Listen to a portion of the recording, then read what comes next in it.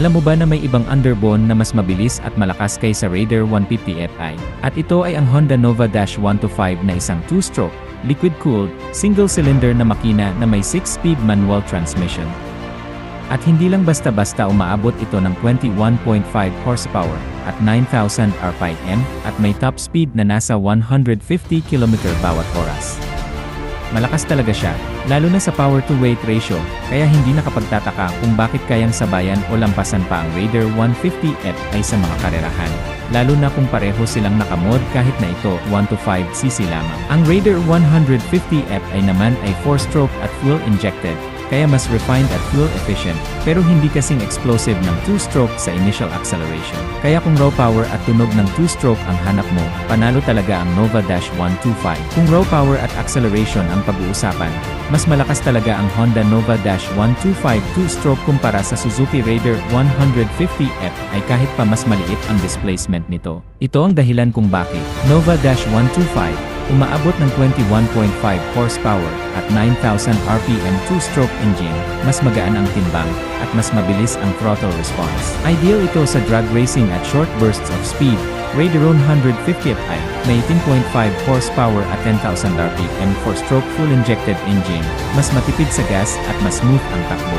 Pero hindi kasing explosive ng 2-stroke sa arangkada. Sa mga karerahan, maraming beses nang napatunayan na kayang sabayan o talunin pa ng Nova Dash ang Raider, lalo na kung parehong nakamod. May mga video tulad ng Nova Dash versus Raider 150 Fi sa Itik Festival at head-to-head comparison na nagpapakita ng performance battle nila. Pero kung daily use, fuel efficiency, at reliability ang hanap mo, lamang ang Raider 150 Fi. Kaya depende talaga sa gamit mo pang araw-araw o pang karera. Kung performance lang ang basihan, maraming fans ng Honda Nova-125 2-stroke ang naniniwalang karapat-dapat itong tawagin ang tunay King of Underbone. Pero may ilang dahilan kung bakit hindi ito opisyal na kinoronahan sa ganung titulo. Number 1. Production & availability. Ang Nova-125 ay hindi naging globally mass-produced gaya ng Suzuki Raider 150, at mas naging popular sa Southeast Asia, lalo na sa Thailand at Vietnam. Sa Pilipinas, hindi ito naging mainstream release, kaya limited ang exposure at market reach kumpara sa Raider.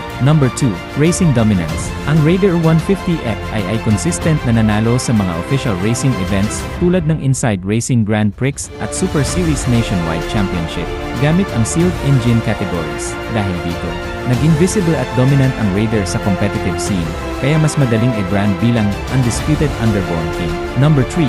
Branding & marketing. Suzuki mismo ang nag-market sa Raider 150 bilang underbone king, gamit ang mga kampanya at sponsorships sa motorsports. Samantalang ang Nova Dash, kahit malakas, ay hindi binigyan ng ganung branding push ng Honda. Number 4. Legacy versus cult status. Ang Raider ay may tuloy-tuloy na production, upgrades, at loyal fan base hanggang ngayon.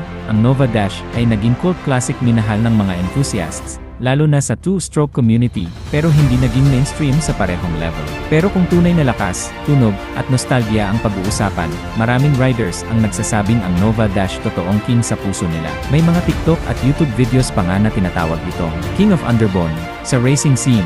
Para sa iba pang video, nasa comment section sa ibaba.